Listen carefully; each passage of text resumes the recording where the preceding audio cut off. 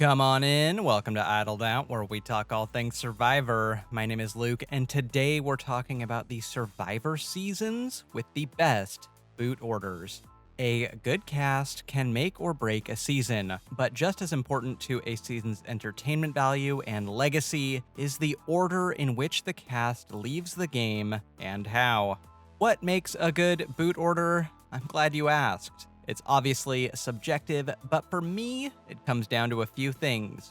Do interesting, dynamic characters make it far? Is the order in which the players leave unpredictable, with lots of power shifts? When big players leave the game, is it in a satisfying way narratively? A good boot order also has some sad early losses, but generally less dynamic or developed characters go early, and there are heroes, villains, and underdogs down the stretch, with some fun surprises or devastating tragedies along the way. Basically, my criteria is when you look at the season's cast on paper and try to imagine the ideal order of them leaving the game and how close is that to reality? So vote out all the men, become a tribe of one, and don't get pagonged as we take a look at the best boot orders in Survivor history.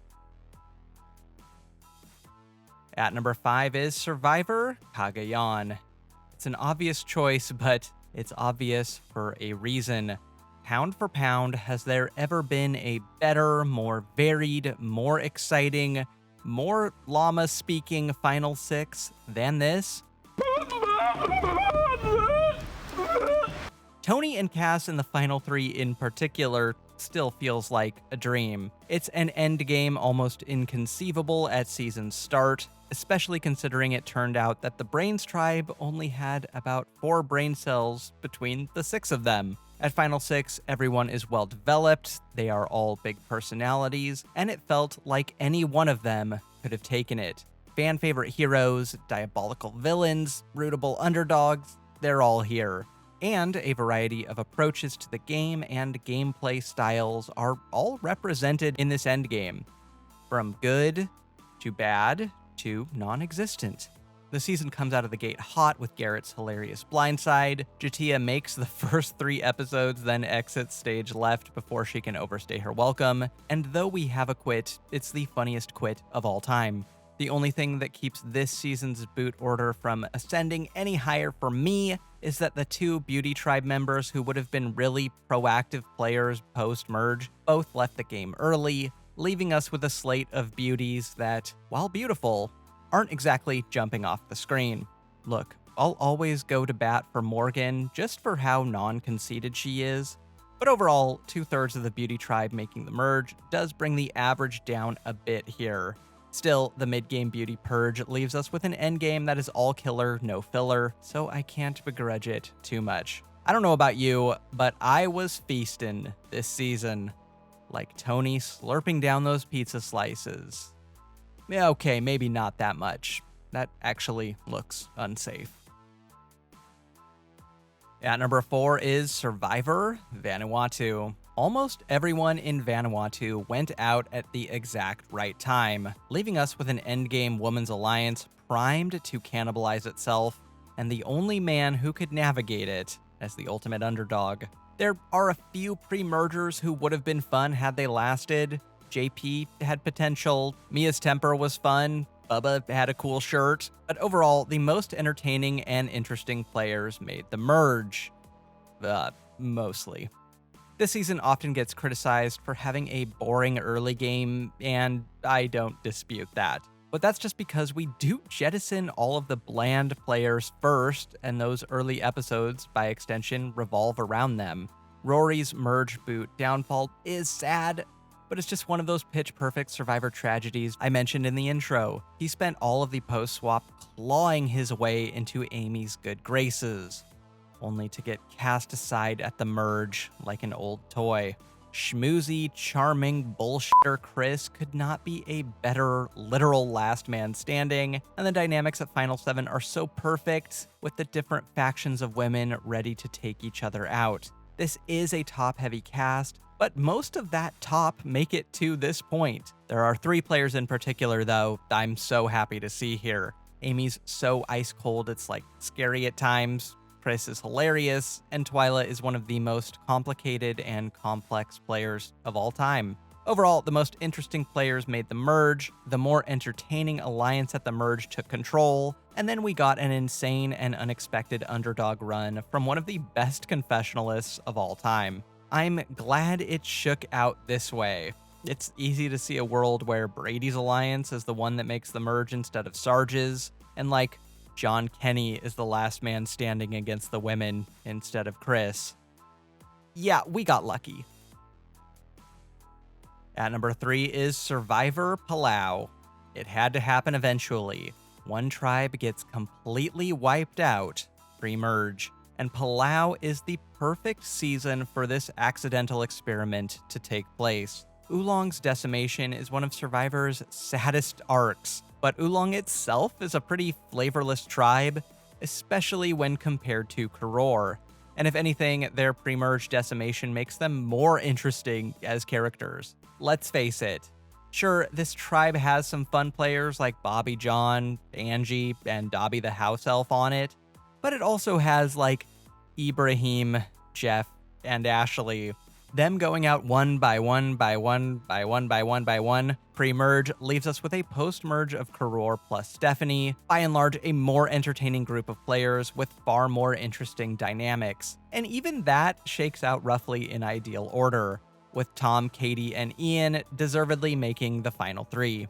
I generally don't like it when the strongest player just walks to the end, but I wouldn't say that was the case for Tom. He did suffer several attempted overthrows from within his own alliance.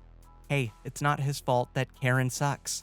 We can't get a female alliance together because Karen sucks. Of course, I have my little quibbles with the Oolong elimination order in particular. Yolanda was way too fun a character to go first, and Ibrahim was way too... who? To be one of the last 3 Oolong standing. But overall, I think since the beginning of the show, Survivor fans have wondered what would happen if one tribe just got completely wiped out. And there was no better season than Palau to give us our answer, and no better tribe than Oolong to be the one to get, well, Oolonged. The only thing keeping this out of the top 2 spots? Needs more Wanda. At number 2 is Survivor Tocantins. The stars truly aligned here. I don't know if that was Coach's doing down here on Earth with whatever this is, but this is such a top-heavy cast, and all of the stars made the merge, and all of them save Tyson made the endgame. Survivor production must have felt like they struck gold with this final 5. You could not ask for a better pre-merge boot order. Most of the less exciting characters are jettisoned, and though Candace and Sandy both had potential, Candace's boot gives Coach some teeth instead of making him completely a joke, and Sandy's got her own little tragic arc that injects some pathos into the pre-merge.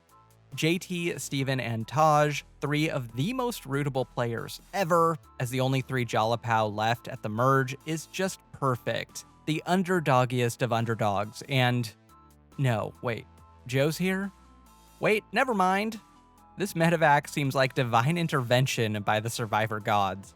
The post-merge just shakes out perfectly, too. Coach wins the war against Brendan, Tyson gets a classic early merge comeuppance, and Jalapao destroys Timbira from within. It's a genuine Survivor dream where all of the big characters go far and all leave the game at the perfect time. You could not write this thing better. Coach somehow made the final 5 and then left the game after going on an exile trip he was fearful of all game, the last exile trip of the season. If you don't think this season's boot order is truly incredible, consider that the Jalapao 3 easily could have been Joe, Sydney, and Spencer, and Brendan and Sierra could have won the Timbira War against Coach and Tyson. Frankly, I don't want to live in a world where I never heard Coach's story about nearly getting his ass eaten. The season with the best boot order of all time is Survivor Exile Island.